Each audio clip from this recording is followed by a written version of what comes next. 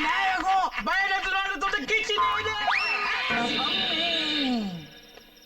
යකෝ නැකටිමිය තෝ මීට මොහොතකට කලින් මට පොරොන්දු වුණා නේද මගේ ජංගී ගලවන්නේ නැහැ කියලා. දැන් බලපෑ කරපු වැඩේ මං දැන් හෙලියෙන්නේ නේද යකෝ? ඔය තියන්නේ.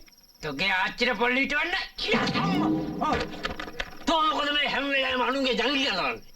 තෝ අනුන්ගේ ප්‍රශ්න වලට මැදිහත් වෙන්න එපා. තෝත් හරියට නෝර්වේ රජේ වගේ. නෝර්වේ ඉන්නේ.